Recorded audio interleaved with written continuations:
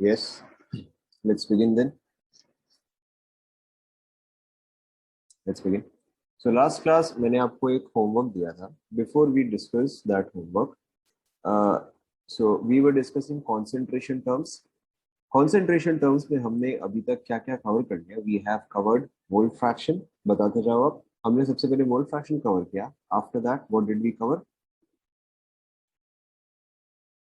Correct. After that, we covered molarity. After that, what did we cover? After that, we covered molality. Molality के बाद हमने क्या cover किया बताओ?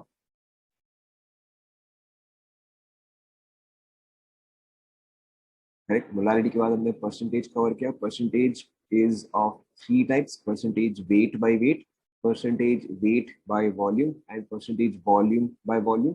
Percentage के केस में it is always taken out of 100 and the units are always gram and ml.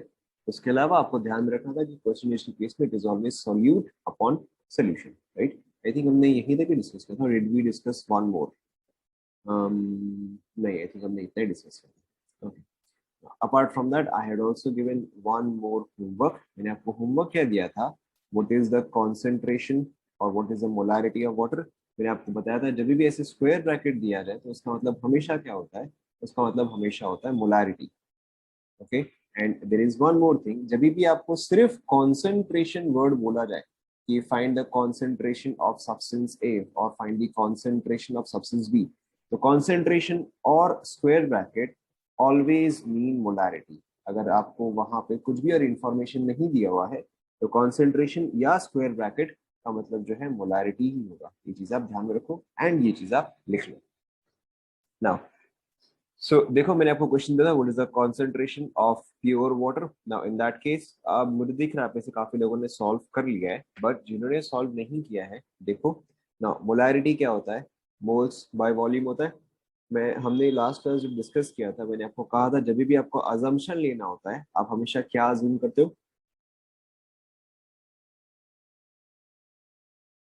जब भी आपको अजम्पशन लेना होता है आप हमेशा क्या अज्यूम करते हो बताओ?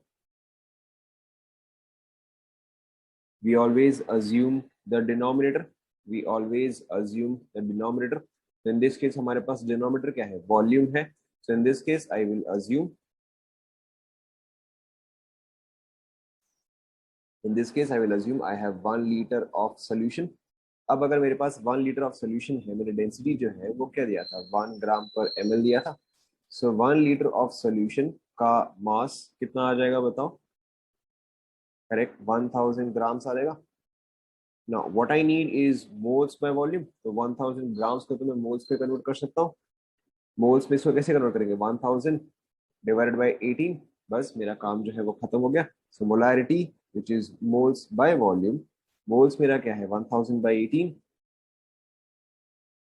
एंड वॉल्यूम मुझे क्या दिया हुआ है? वॉल्यूम जो है मैंने 1 लीटर अज्यूम किया है. Right. So now you can see why we always take denominator as the assumption. तो उससे आपका कैलकुलेशन जो है वो काफी इजी हो जाएगा. सो ये आपका आ जाएगा 55.55 मोलर. आप कई बार बुक्स में जो है स्लाइटली मतलब इसी वाले को देखोगे but slightly different. Maybe आप कभी देखोगे 55.6, मे बी आप देखोगे 55.56. Okay, all of these are correct. Check कर लो, कंप्लीट कर लो.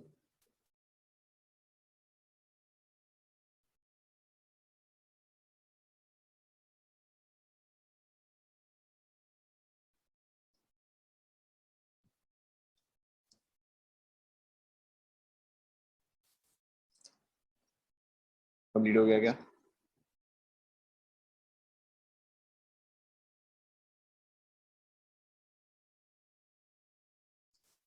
सभी ने कंप्लीट कर लिया? ओके. नाउ हम let's start with the next term. Then next term कौन सा नंबर होगा? आई थिंक फिफ्थ नंबर होगा. नेक्स्ट टर्म फिफ्थ नंबर होगा या फोर्थ नंबर होगा? जो भी नंबर होगा, fifth. Okay. Mole fraction, molarity, molality, percentage, चार हुआ तो ये फिफ्थ होगा. Okay. Now the next term that we are going to discuss is strength. Now strength क्या होता है? Very simply it is the amount bracket में इन grams. Strength, it is the amount in grams of solute dissolved in unit volume of solution. लिख लो. Strength is the amount of solute dissolved in unit volume of solution. Yeah, very simply, strength is how many grams?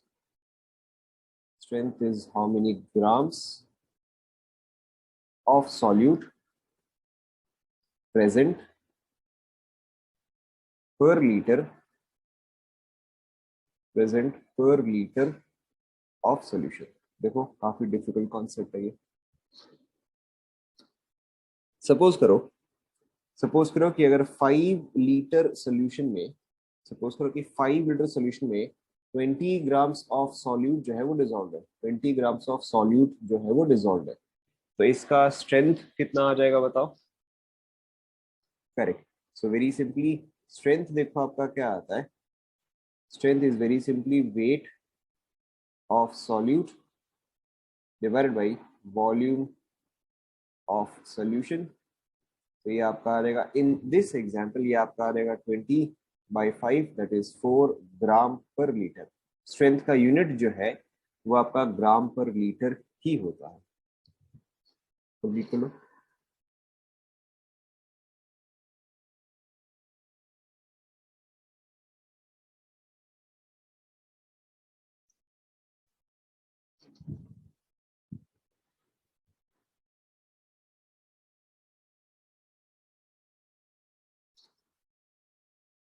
Normality जो है वो हम अभी नहीं करेंगे. Normality जो है वो हम केमिकल बॉन्डिंग के बाद करेंगे.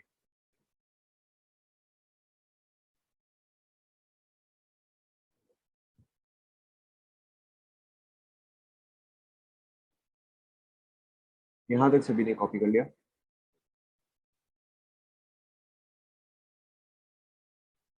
Right. So this is not a difficult concept at all. मैं यहाँ पे सिर्फ एक ही क्वेश्चन दूंगा. For example, what is the strength of a 2 molar NaOH solution. Try करो. कहाँ पे अभी H ही है वो. H स्ट्रेंथ, नॉर्मल स्ट्रेंथ से समझो. ठीक है, कोई बात नहीं. अगर आपकी सीबीसी क्लास में नॉर्मलिटी हो गया तब तो ठीक ही है. But I will do normality only after teaching chemical bonding.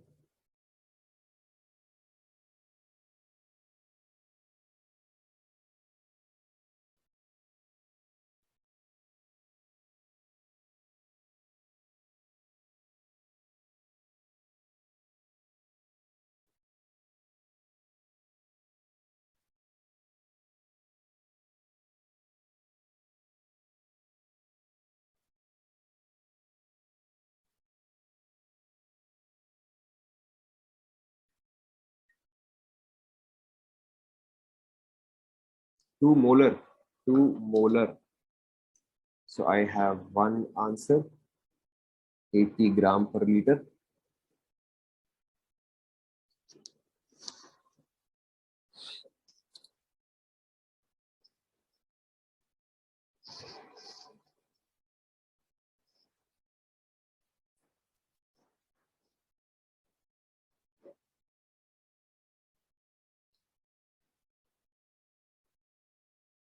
हो गया क्या? Very simple. इसमें देखो ऐसा कुछ खास डिफिकल्ट तो बिल्कुल भी नहीं है. नाउ आपको दिया हुआ है 2 मोलर NaOH सॉल्यूशन. ठीक है, assume 1 liter of solution. Again we always assume the denominator. अगर मेरे पास 1 लीटर सोल्यूशन है तो बताओ मेरे पास NaOH के मोल्स कितने आएंगे. करेक्ट, मेरे पास NaOH के मोल्स जो है वो 2 मोल्स आएंगे. And if I have 2 moles of NaOH तो इसका मास कितना आएगा. करेक्ट, तो इसका मास जो है वो 80 ग्राम्स आएगा. My work is done. 80 grams in 1 litre. तो यहाँ पे देखो मेरा स्ट्रेंथ कितना हो गया. So strength is equal to weight divide by volume, weight of solute by volume of solution, तो ये आ गया 80/1, 80 gram per litre. Obviously there is a much simpler formula. आप स्ट्रेंथ को जो है मोलैरिटी से रिलेट कर सकते हो। देखो आप स्ट्रेंथ और मोलैरिटी को कैसे रिलेट कर सकते हो, पहले यहां तक सभी का खत्म हो गया क्या? Strength strength is equal to weight by volume, and molarity क्या होता है? मोल्स बाय वॉल्यूम होता है, राइट?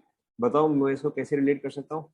मेरा मोल्स जो है, देखो ध्यान दो, मोल्स जो है वो क्या होता है? वो वेट बाय मॉलिक्यूलर वेट होता है। Yes no?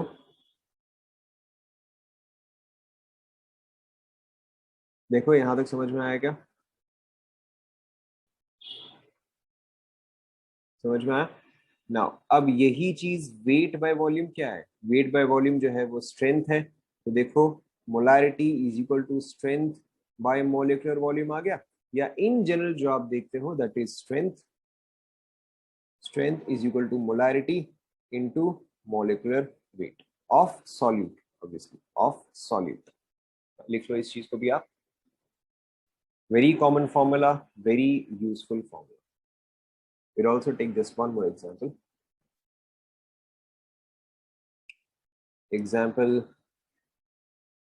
What is the molarity? क्या रिपीट करूं मैं? What is the strength लेते हैं of 0.5 molar H2SO4 solution?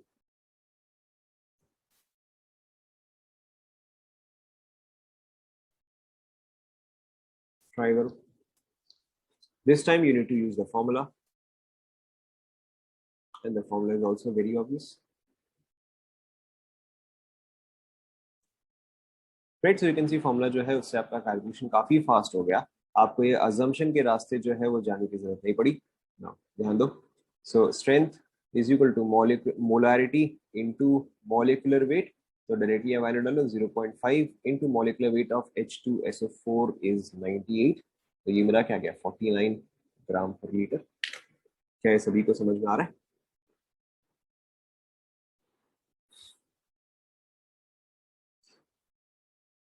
Complete कर लो यहाँ तक।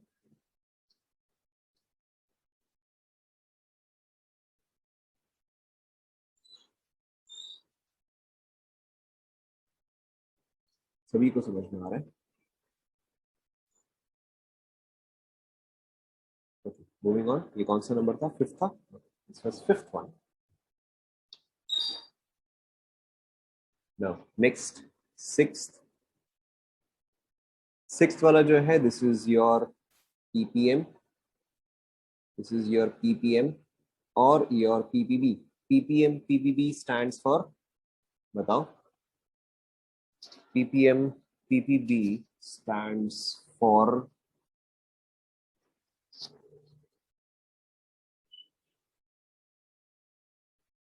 correct.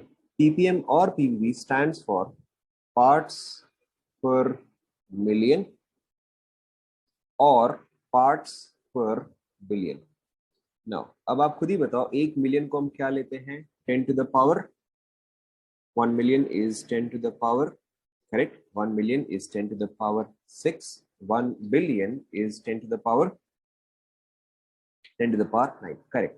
Now अब देखो इट्स वेरी सिंपल। जब भी आपको परसेंटेज निकालना होता है, ppm ppb is very very similar to percentage. ध्यान दो, जब भी आपको परसेंटेज निकालना होता है, सपोज करो कि आपके किसी एग्जाम में, जो कि 20 मार्क्स का था, you got 15, you got 15 out of an exam of 20 marks. तो उस चीज का आप परसेंटेज कैसे निकालोगे? बताओ, आप उस चीज का परसेंटेज कैसे निकालोगे? आप निकालोगे what ever is the value 15 divided by what ever is the total 20 multiplied by, अब क्योंकि आपको 100% से निकालना था, आपने क्या किया? आपने उसको 100 से मल्टीप्लाई किया। कैसा नो?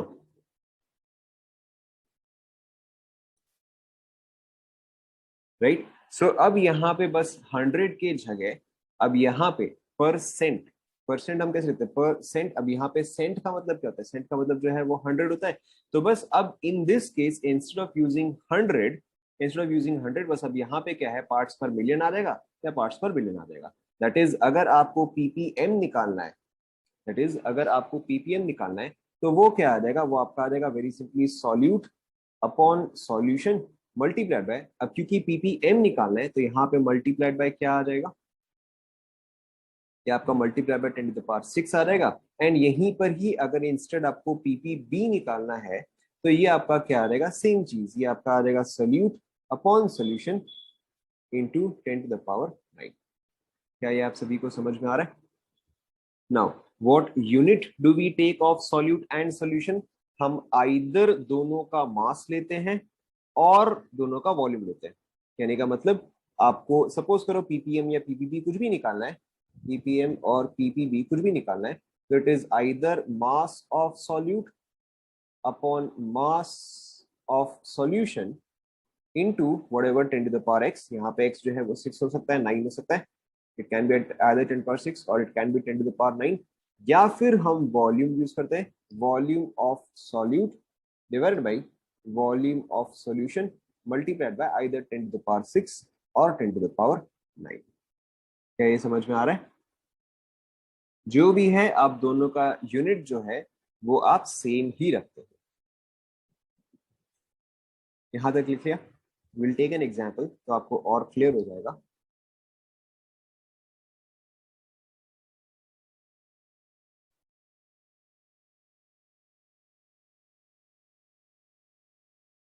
अभी आप पहले लिखते जाओ, इसके आगे हम इसके यूज वगैरह देखेंगे। अभी आप लिखते जाओ। लिख लिया?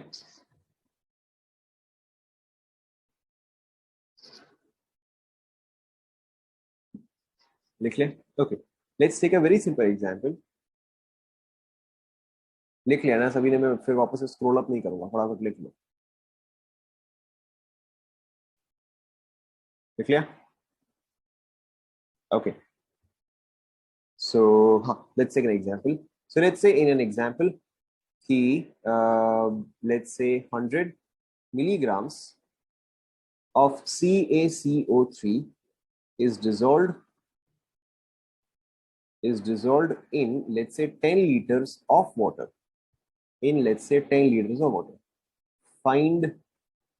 the concentration of CaCO3 in ppm में निकालना है या ppb में निकालना है, बताओ। हम दोनों में से कोई सा भी यूज कर सकते हैं, ppm और ppb। ppm, ओके, तो चलो हम पहले एक बार के लिए ppm लेते हैं। नाउ सबसे पहले ध्यान दो, ये वाला एग्जाम्पल मेरे लिए है, ये मैं आपको करके बताऊंगा। सबसे पहली बात जो आपको ध्यान देना है, अगर मैंने आपको सिर्फ कॉन्सेंट्रेशन दिया होता तो in that case what would it have meant, अगर मैंने आपको सिर्फ कॉन्सेंट्रेशन दिया होता तो it would have meant molarity, नहीं, it would have meant molarity. अगर मैंने आपको सिर्फ कॉन्सेंट्रेशन दिया टर्म दिया होता तो it would have meant molarity. But यहाँ पे मैंने आपको क्या दिया, find the concentration of CaCO3 in ppm, तो अब आपको ppm की यूनिट्स में निकालना है।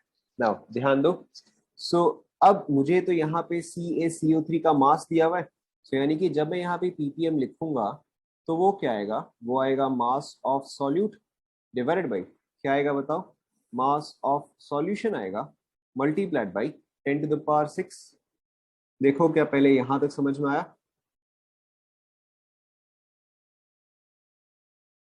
राइट, अभी तक तो मैंने कुछ खास लिखा भी नहीं है। Now what is the mass of solute given, the mass of solute is 100 milligrams, तो मैं इसको ग्राम्स में कन्वर्ट करता हूँ। 100 मिलीग्राम्स को अगर मैं ग्राम्स में कन्वर्ट करूंगा तो ये कितना रहेगा, into 10 to the power -3 grams आ जाएगा। देखो क्या पहले ये चीज समझ में आया? Of course you can also write 0.1 gram, वो भी चल जाएगा। Of course you can also write 0.1 gram, doesn't matter. Is dissolved in 10 liters of water, is dissolved in 10 liters of water. Now, अब अगर मेरे पास 10 लीटर ऑफ वाटर है, which here is the solvent, ध्यान दो, अब अगर मेरे पास 10 लीटर्स ऑफ वाटर है जो कि यहाँ पे सॉल्वेंट है, तो उसका मास कितना आएगा, 10 kg आएगा। यस और no? 1 litre of water 1 kg, तो 10 लीटर ऑफ वाटर 10 kg। अब अगर मैं 10 kg में इतना अमाउंट ऐड करता हूं तो बताओ सोल्यूशन का मास कितना होगा?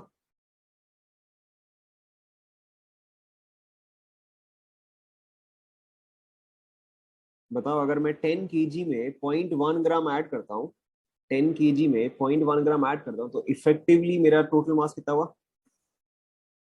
आप लोग मैथ्स भूल गए हो गया? 10 केजी में अगर 0.1 ग्राम ऐड करूं तो ये कितना होगा? 10.0001 होगा, या शायद एक जीरो शायद मैंने ज्यादा लिख दिया। ये आएगा, एक सेकेंड, 110 1, हाँ 01 आएगा, ये आएगा। तो effectively this is equal to 10, कैसा नो? ऑफ कोर्स आप अप्रोक्स ले सकते हो।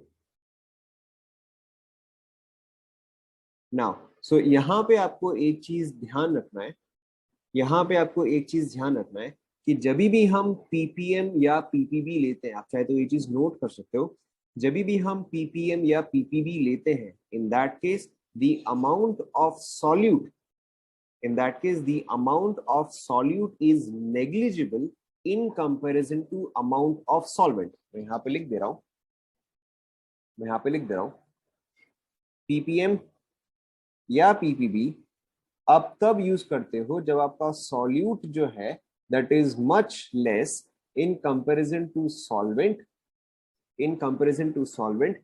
तो अब देखो जो मेरा सोल्यूशन होता है which is equal to solute plus solvent. अब इसमें से कौन सा टर्म नेग्लिजिबल है बताओ? इसमें से कौन सा टर्म नेग्लिजिबल है? करेक्ट, इसमें सल्यूट टर्म जो है वो नेग्लिजिबल है। तो अगर मैं सल्यूट टर्म को हटा दूं तो मेरा इफेक्टिवली सोल्यूशन कितना आ जाएगा? मेरा इफेक्टिवली सोल्यूशन जो है वो इक्वल टू सॉल्वेंट आ जाएगा। सो यहाँ पे जो हमने फॉर्मूला लिखा है मास ऑफ सोल्यूशन या वॉल्यूम ऑफ सोल्यूशन, आप उसको कई बार बुक्स में जो है ऐसे भी देखोगे एज मास ऑफ सॉल्वेंट और maybe as volume of solvent. क्या ये आप सभी को समझ में आया? ppm and ppb we only take when the quantity of solute is very small in comparison to volume of, in comparison to amount of solvent, right? So अब तो यहाँ पे अब आपका काम तो प्रैक्टिकली हो गया है। so यहाँ पे देखो, now mass of solution will be practically equal to, just अभी हमने डिस्कस किया, mass of solution would be practically equal to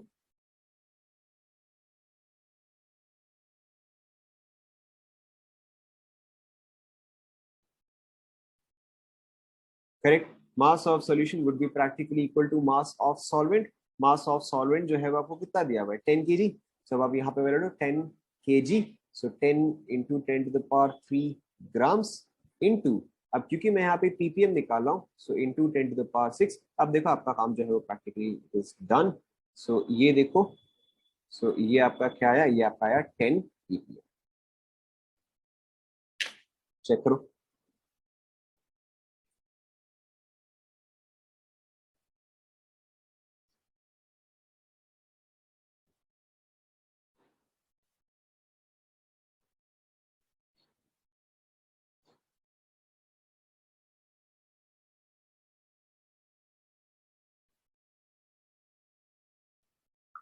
let's take another example.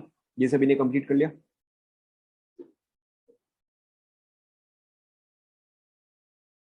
Let's take another example.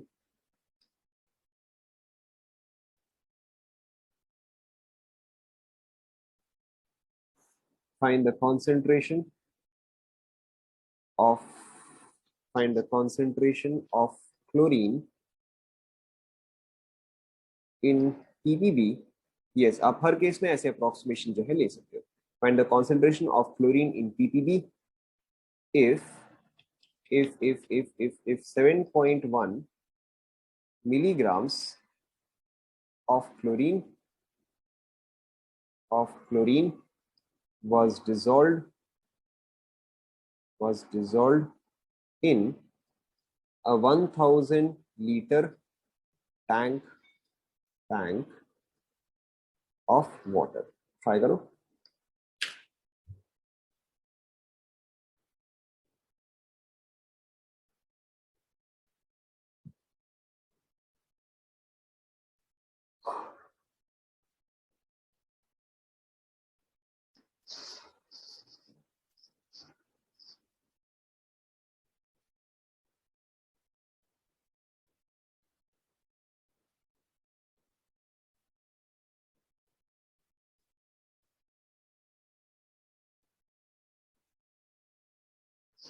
So we have an answer 7.1 into 10 to the power 3. Let's check. 7.1 into 10 to the power 3 ppb. Okay, anybody else?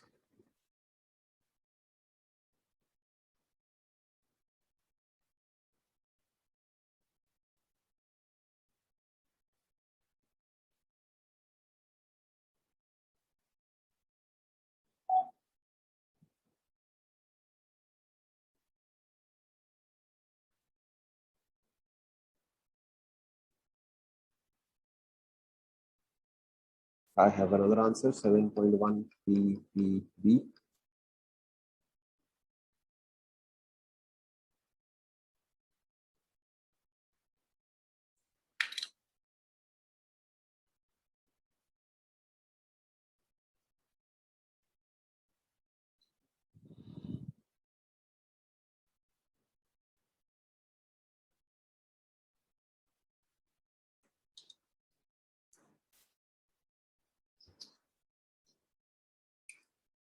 Check करें.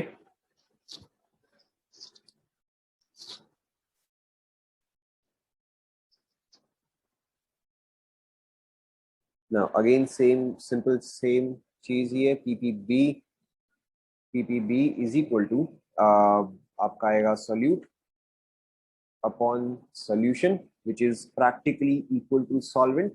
यहाँ पे क्योंकि हम मास से relate कर रहे हैं तो यहाँ पे मास से ही आएगा into 10 to the power 9. So यहाँ पे देखो mass of solute is 7.1 milligrams. So into 10 to the power minus 3 grams divided by mass of solution. Mass of solution is practically equal to mass of solvent. 1000 liters is how many kgs? 1000 liter is obviously 1000 kg. तो ये देखो क्या आ जाएगा 1000 kg और ग्राम में convert करने के लिए 10 to the power 3 into this into 10 to the power 9. तो देखो आपका आंसर क्या आएगा 7.1 pp. चेक करो.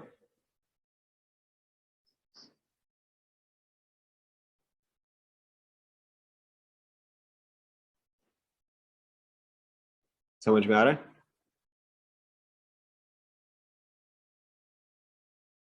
Let's try one more example. Let's try one more example.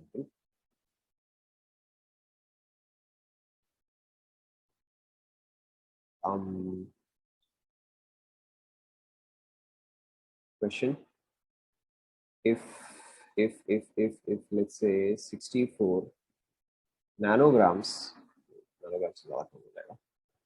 64 milligrams of SO2 is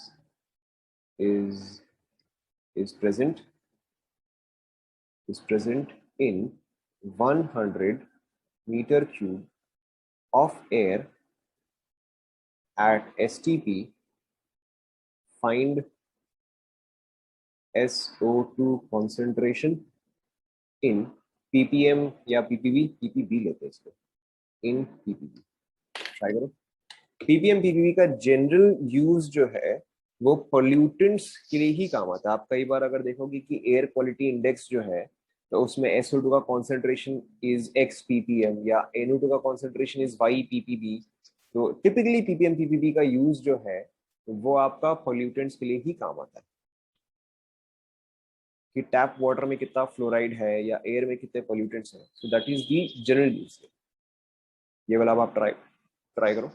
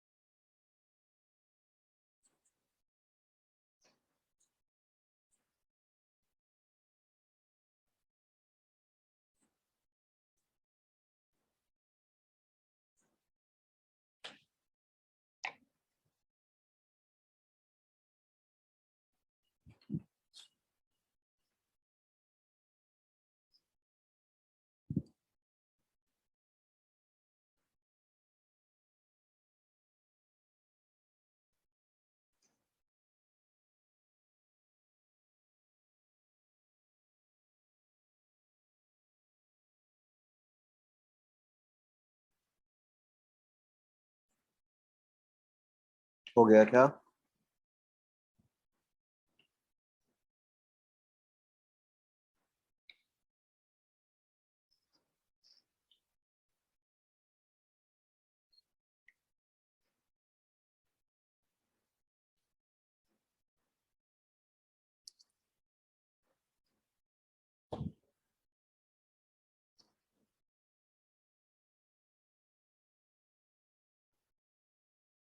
क्या लास्ट वाला क्या?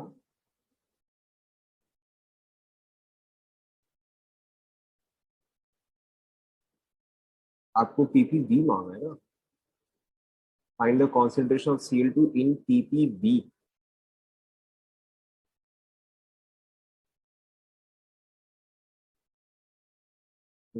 10.9 आएगा।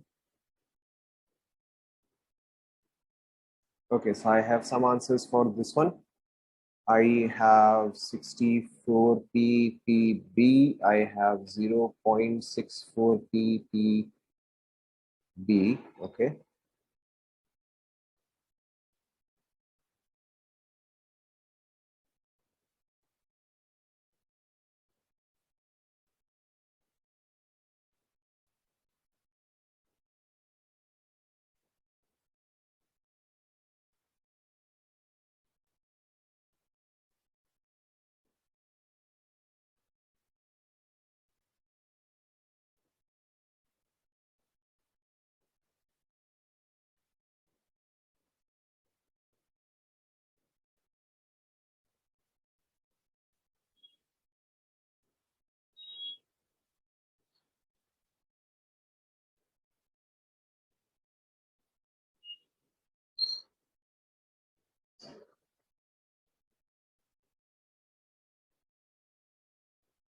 चेक करें।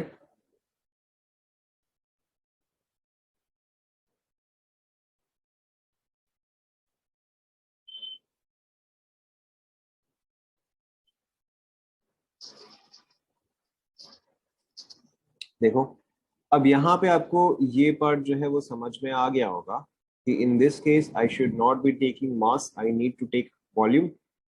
एंड अब अगर आपको एसटीपी दे दिया गया है, यानी कि हमें क्या चीज यूज करना चाहिए बताओ। एसटीपी देती है आपको, दिमाग में सबसे पहले क्या स्ट्राइक करना चाहिए कि हमें यूज करना पड़ेगा 1 mole is equal to 22.4 litres.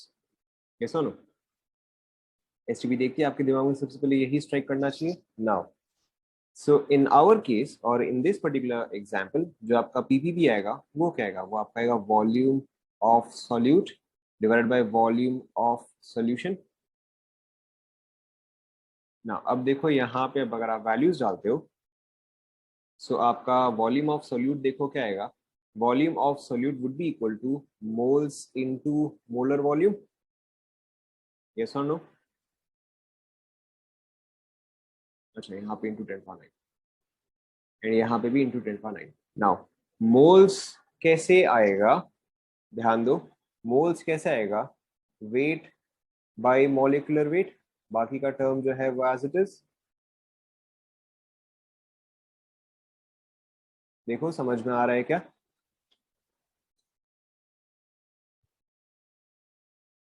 समझ में आ रहा है सभी को? यस। अब बस आप सारे वैल्यूज जो है वो आप डालते जाओ। सो आपके पास है यहाँ पे 64 milligram, 64 into 10⁻³ molecular weight of SO2 कितना आएगा? Molecular weight of SO2,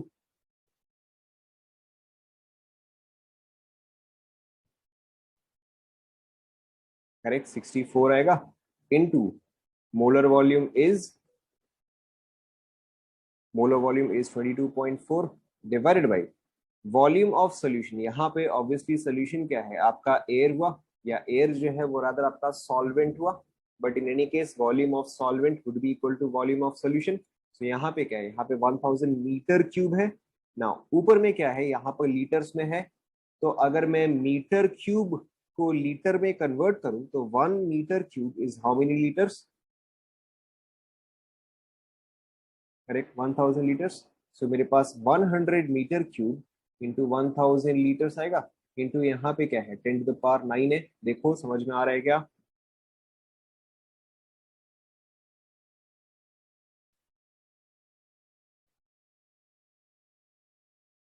answer आपका क्या आएगा, देखो 224 ppb। किसी ने भी सही दिया क्या? किसी ने भी सही आंसर नहीं दिया। देखो चेक करो, समझ में आएगा।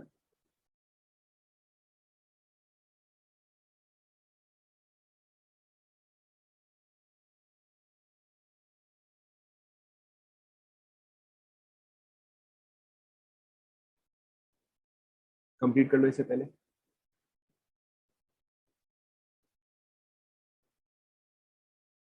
कहाँ से नहीं समझ आया बताओ, मैं इसको लेबल कर देता हूँ।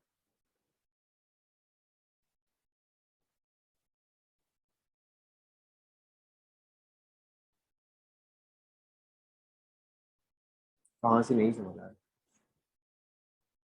सेकंड से। सेकंड से, ओके। नाउ क्लियरली यहाँ पे देखो, यहाँ पे आपको 100 मीटर क्यूब ऑफ एयर दिया हुआ है।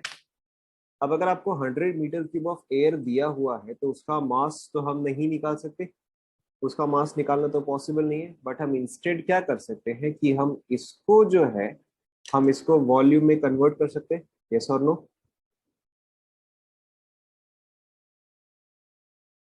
नाउ अब अगर सपोज करो कि आपके पास 2 मोल ऑफ गैस है, ध्यान दो आप सभी, अगर आपके पास 2 मोल ऑफ गैस है एट एसटीपी तो उसका वॉल्यूम कितना आएगा? If you have 2 moles of gas at STP, what would be its volume?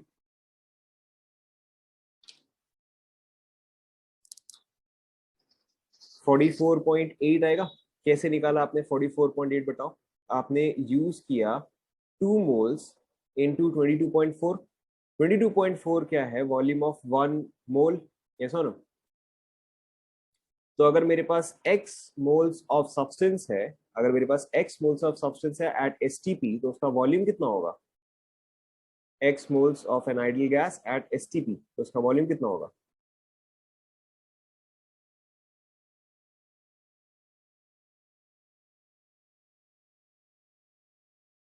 Correct, 22.4 into x होगा। It will be 22.4 into x. मैंने यहाँ पे एग्जैक्टली वही किया है, मैंने यहाँ पे एग्जैक्टली वही किया है, 22.4 इंटू नंबर ऑफ मोल्स। अब मुझे यहाँ पे मोल्स तो दिया हुआ नहीं है, मुझे यहाँ पे मास दिया हुआ है। तो मास को मोल्स में कैसे कन्वर्ट करेंगे? मास को मोल्स में कन्वर्ट करेंगे dividing it by molecular mass. Is this clear now?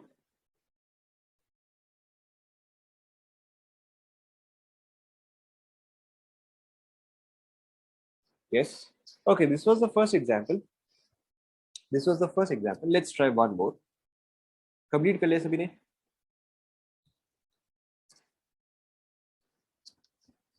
Complete कर लिया? Okay, let's try another question. Find the concentration. Find the concentration of carbon monoxide in air if it was in air bracket में in ppm if it was found, if it was found that 10 liters of air had 2.8 milligrams of CO. Try करो।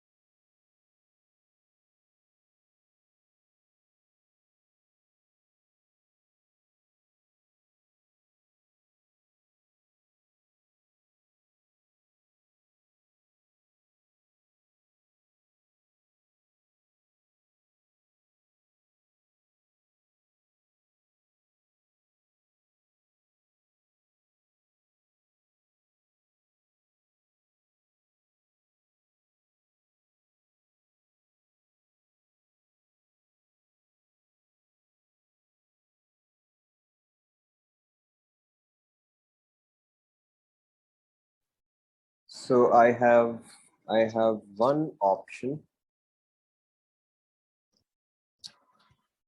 I have one option, 224 ppm. Okay, let's see.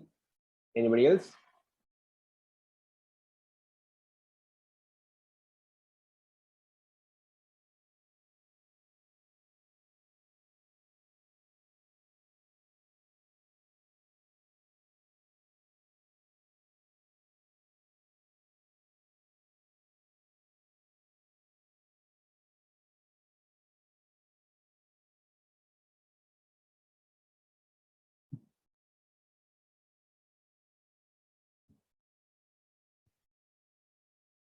Check करें.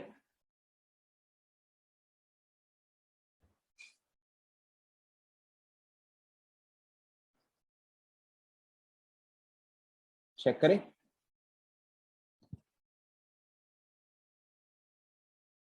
Not difficult at all.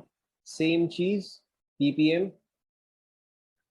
ppm is equal to अब आपका आ जाएगा वही solute upon solution multiplied by 10 to the power 6. ये आएगा.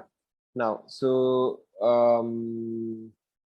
in this case, obviously we have to consider volume क्योंकि यहाँ पर आपको 10 liter of air दिया हुआ है. So we convert this into volume. अब अगर इसको हमें वॉल्यूम में कन्वर्ट करना है, एग्जैक्ट सेम चीज, यहाँ पे वॉल्यूम, यहाँ पे वॉल्यूम, तो ये क्या रहेगा, n into molar volume divide by volume of solution. Further ये देखो आपका सेम चीज, exact same method, exact same thing. ये आपका क्या रहेगा, weight by molecular weight into molar volume divide by volume of solution. अच्छा, into 10 to the power 6 into 10 to the power 6. अब आप बस यहाँ पे वैल्यू डालते जाओ. So 2.8 into 10 to the power -3 divided by molecular weight is 28, molecular volume is 22.4 liters. And यहाँ पे आपका क्या आ जाएगा, यहाँ पे आपको दिया हुआ है, अच्छा यहाँ पे 10 लीटर्स दिया हुआ है क्या, ओके. यहाँ पे आपको दिया हुआ है 10 litres and this is multiplied by 10 to the power 6. देखो आप लोगों ने ऐसा लिखा है क्या,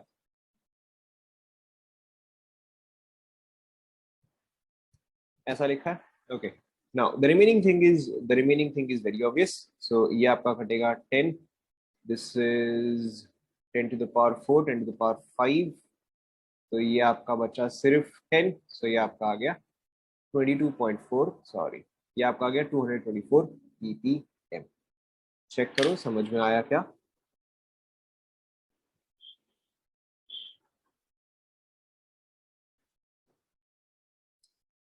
is this clear?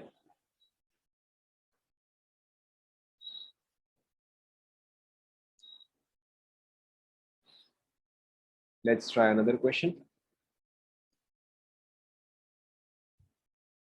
Question: how much fluoride ion must be dissolved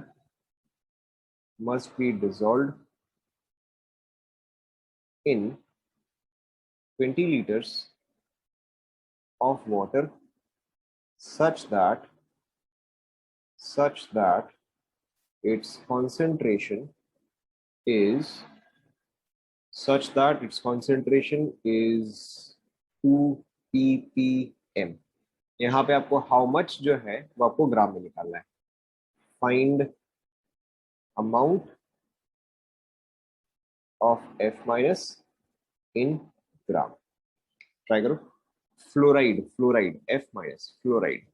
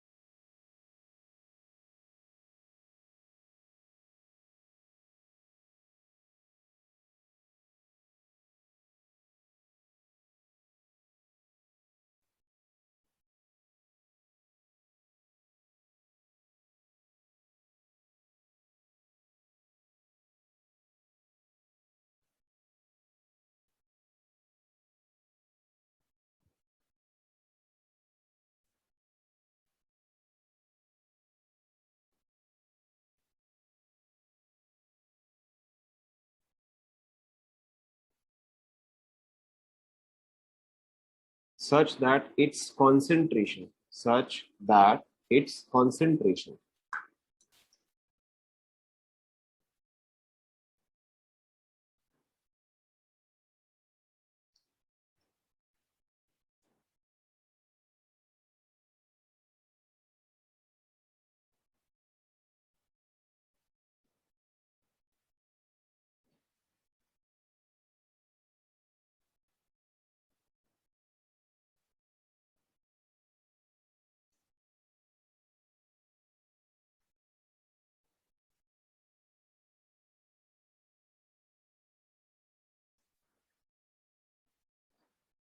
we have one answer 0.04 grams. Okay,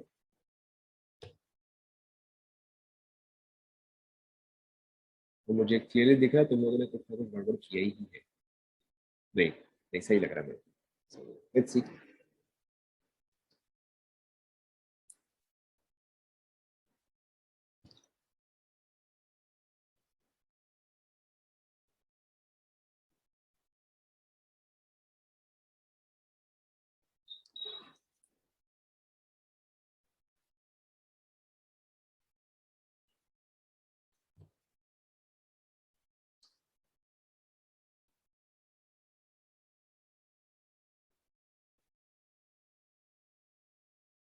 concentration यहाँ पे आपको 2 ppm दिया हुआ है। Sir the concentration is 2 ppm।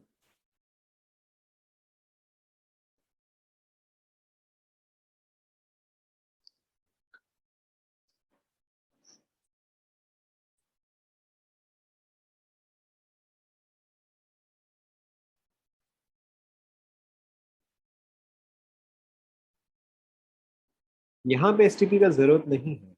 Water का नेचुरल स्टेट जो है, या जब आप वाटर में डिसॉल्व करोगे तो वो किस स्टेट में होगा? ऑब्वियसली लिक्विड स्टेट में होगा। तो यहाँ पर तो एसटीपी का कोई मतलब ही नहीं है।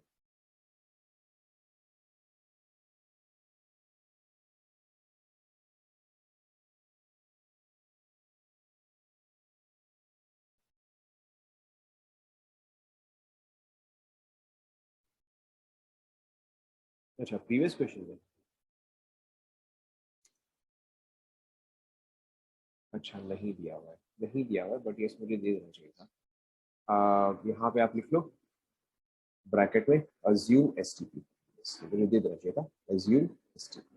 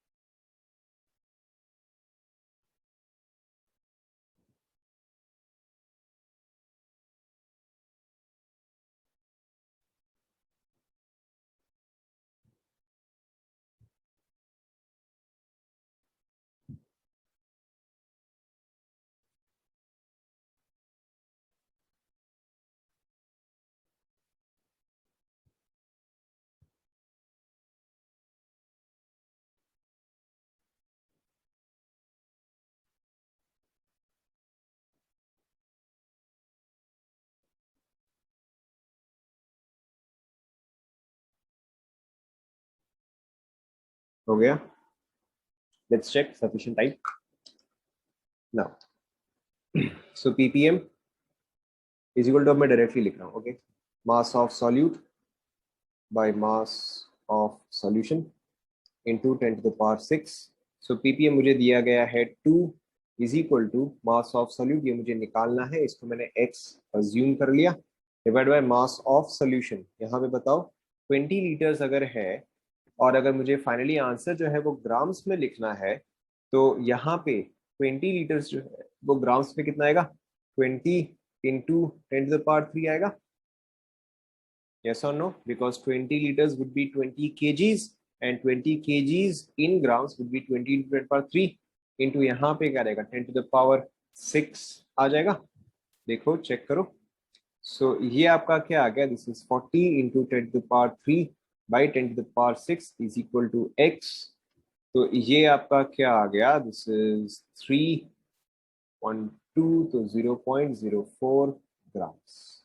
So yes, so I can see most of you got it right. Is this clear?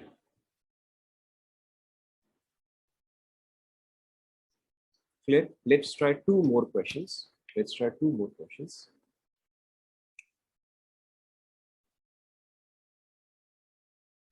Question: how many grams? How many grams of AgCl must be dissolved in 100 liters of water such that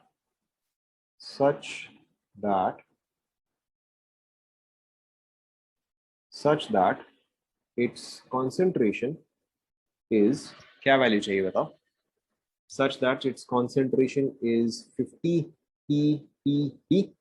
Okay, such that its concentration is 50 ppb. And second question: how much NO2 is, yeah, how much name?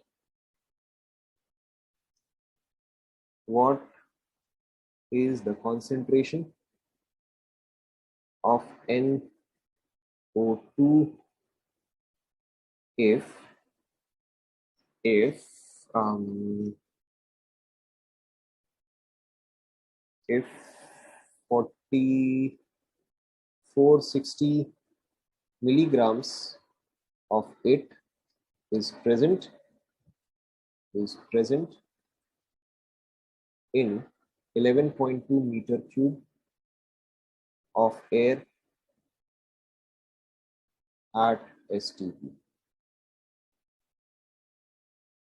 At STP आपको answer निकालना है इन ppb. Try करो दोनों.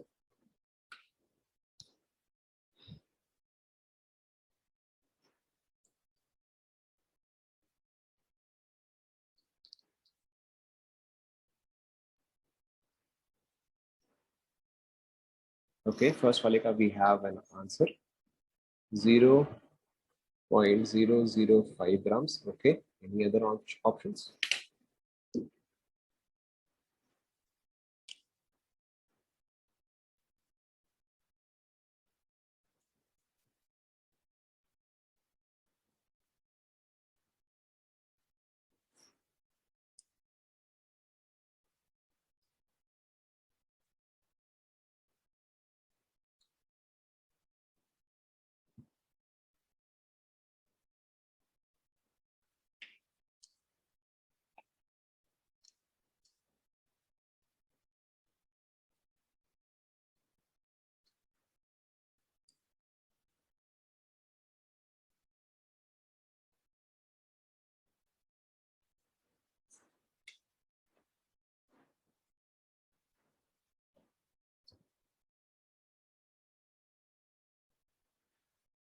Complete हो गया क्या?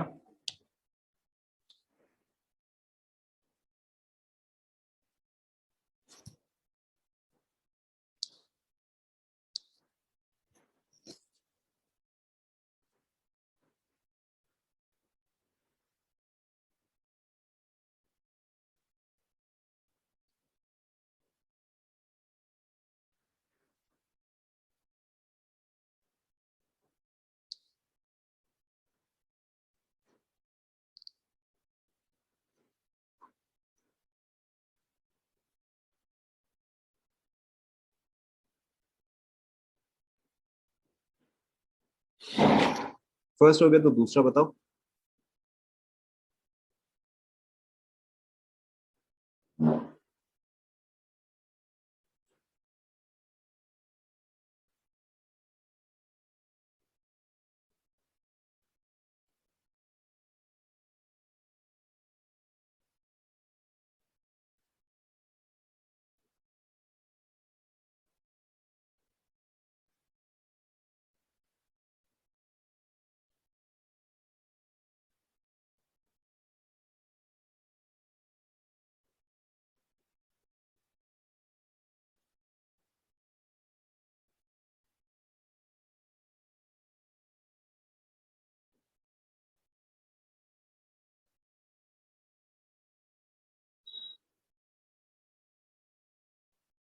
Second का I have है, सेकंड का I have one option 2 into 10⁻7 PPB, ये तो डेफिनेटली गलत है, बट चलो ठीक है देखेंगे। एक और आंसर है 2000 पीपीबी। ओके, एक और आंसर है 200 PPB.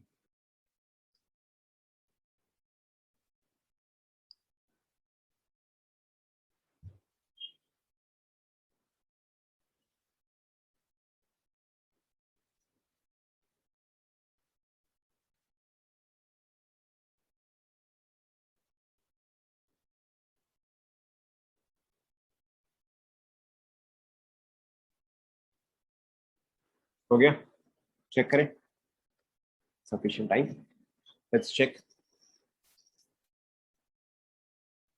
Let's check first one. How many grams of AgCl must be dissolved in 100 liters of water such that concentration is 50 ppb? मैं directly solve करूँ, right?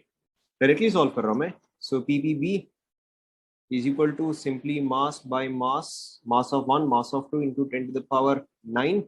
So 50 is equal to इसका mass मुझे निकालना है, mass 2 100 litre, और मुझे क्या निकालना है, ग्राम्स में निकालना है। तो ये कितना रहेगा, 100 into 10 to the power 3, 100 kg into 10 power 3 grams, into यहाँ पे क्या है 10 टू द पावर 9 है, 100 लीटर ना, 100 kg, सही है, सही है।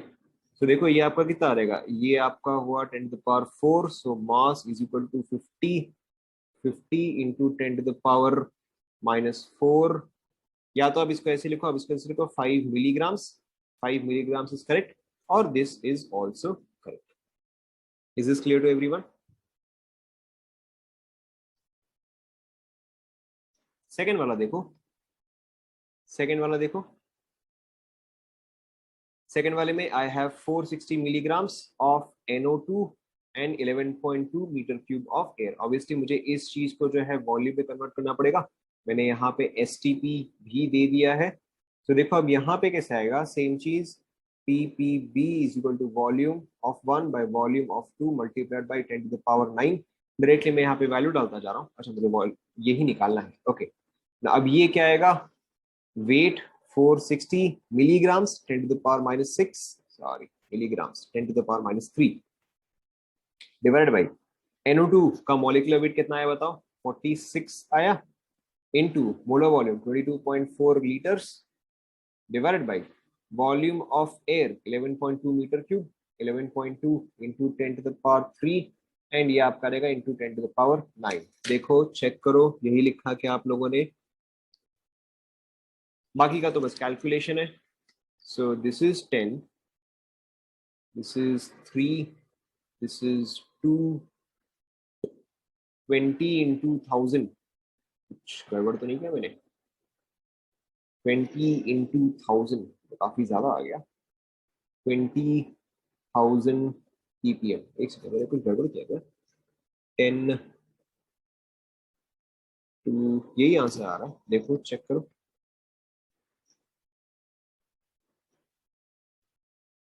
चेक करो,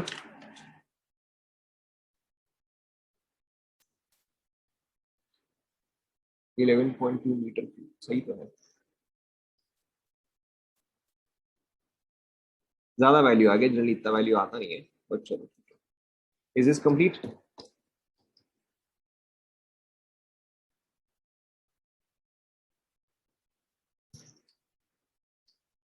कंप्लीट हो गया सभी का।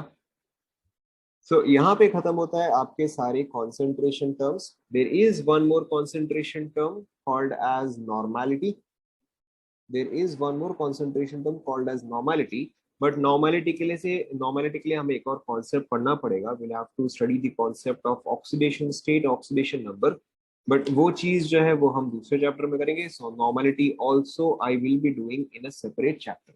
अगर आपको अभी एनसीईआरटी में या असाइनमेंट में आपको नॉर्मेलिटी के क्वेश्चंस मिलते हैं, तो you can leave those for now, we will do normality in a separate chapter. So far so good, आगे बढ़े। हाँ सॉरी, यस पीपीबी, आगे बढ़े। Okay, so now not, assignment में आपको मोस्ट प्रोबेबली मैं आपको कल दूंगा, by tomorrow a lot of your concepts would be completed. मैं आपको असाइनमेंट दे दूंगा एंड ऑल्सो टेल यू कि आपको कहाँ तक उसमें कंप्लीट है। यहाँ तक सभी को क्लियर हुआ? Okay, now I don't want to teach a lot since there is not a lot of time, so we'll just very quickly complete something. There is a definition that we need to complete. Again ये चीज I think आपने शायद standard 10 में पढ़ा ही होगा, लिखते जाओ तो आप लोग फटाफट। Laws of chemical combination, laws of chemical combination, ये चीज हो सकता है आपने स्टैंडर्ड 10 में पढ़ा होगा। Laws of chemical combination. Now first law मैं आपको सिर्फ हेडिंग बता रहा हूँ, आपको अपने आप ही समझ में आ जाएगा। The first law is law of conservation of mass. इसका क्या मतलब आएगा बताओ? Law of conservation of mass, बताओ क्या आएगा? इसका मतलब क्या है? During any physical reaction, during, correct, during any physical reaction, during any physical और केमिकल रिएक्शन और chemical reaction, the total mass, the total mass of products formed, is equal to, is equal to the total mass, the is equal to the total mass of reactants consumed, right? इसका मतलब क्या है कि आपके पास initially अगर reaction start होने के पहले अगर आपके पास वेसल के अंदर 100 ग्राम्स ऑफ रिएक्टेंट्स थे या 100 ग्राम्स ऑफ सब्सटेंस था, तो इवन आफ्टर द रिएक्शन आपके पास टोटल मास कितना रहेगा बताओ? टोटल मास जो है वो आपके पास 100 ग्राम से रहेगा। That is essentially mass is neither created nor destroyed during a physical or a chemical reaction. Okay, so this is your law of conservation of mass. इसमें तो कोई भी explanation जरूरी नहीं है। Now, second is law of fixed, law of fixed proportion, law of fixed proportion, proportion or definite, definite composition, composition. Law of fixed proportion or definite composition. In your own words, इसका मतलब क्या होता है बताओ?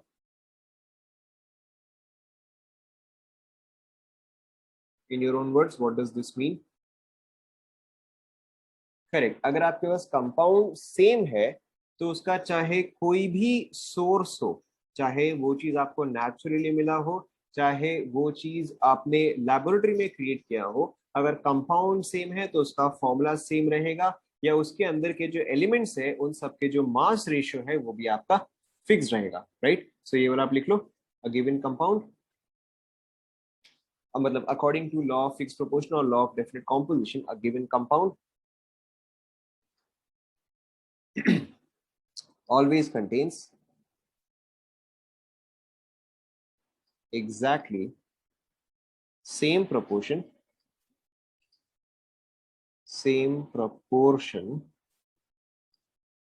of elements by weight. लिख लो, a given compound always contains exactly same proportion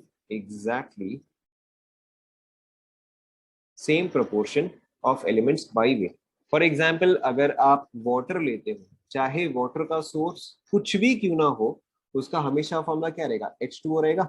तो अगर आप यहाँ पे वेट प्रोपोर्शन लिखते हो, so 2 grams of hydrogen is to 16 grams of oxygen, या फिर यहाँ पे हमेशा रेशियो क्या रहेगा? 1:8 रहेगा, right? So no matter the source, the composition will always remain the same. लिख लिया? इसके बाद वाला बताओ, अब तो आपको समझ में आ गया what we are discussing here. इसके बाद वाला लॉ बताओ, law of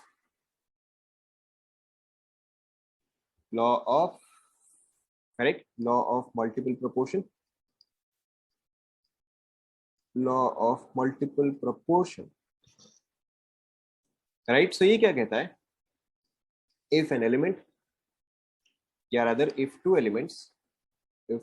elements combine to form more than, sorry, to form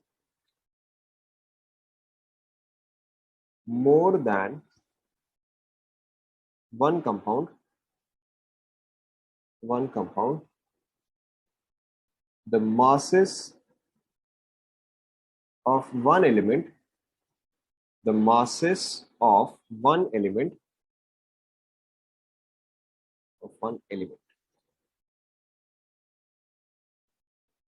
that combines with the mass, with the fixed mass, of another element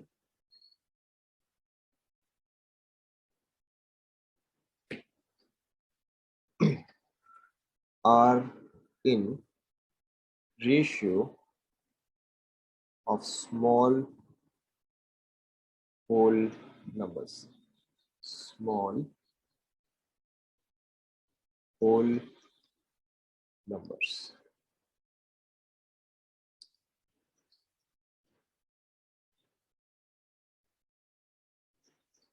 ये वाला अभी आप लिख लो, इसको मैं नेक्स्ट क्लास में एक्सप्लेन करूंगा. अभी आप लिखते जाओ. We have to simply write one more law. इसके नीचे आप 5-6 लाइन का गैप छोड़ दो. Leave gap for 5-6 lines. Leave gap for 5-6 lines. Next वाला कौन सा है बताओ.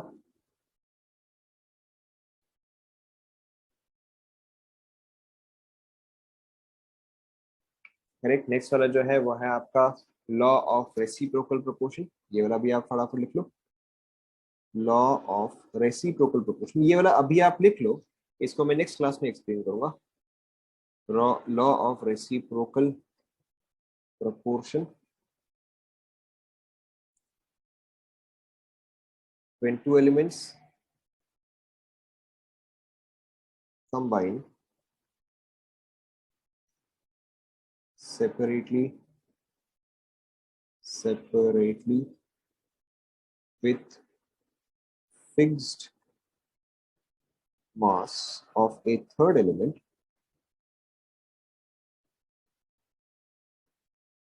then the ratio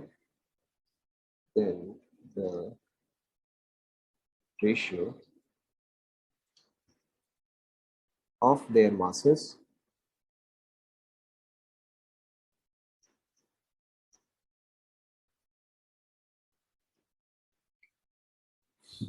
in which they do so. पहली बात तो डेफिनेशन जो है वो इसमें से कोई सा भी इंपॉर्टेंट नहीं है. डेफिनेशन ना आज तक कभी आया है ना आगे कभी आएगा, बट फिर भी आपके नोट्स जो है वो कंप्लीट होने चाहिए. सिर्फ this is just for noting it down. This will not come in your examination. और लॉ ऑफ रेसिप्रोकल प्रोपोर्शन तो आपके पास एनसीईआरटी में है भी नहीं, तो ये तो वैसे भी नहीं आएगा. So the ratio of masses in which they do so is either the same or some whole number multiple, or some whole number multiple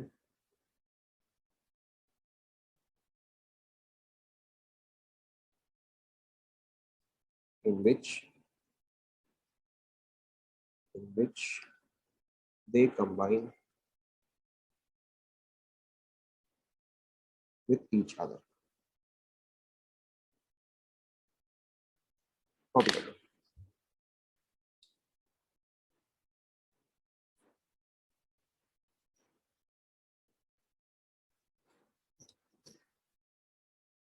Copy कर लो. I will explain this in the next class.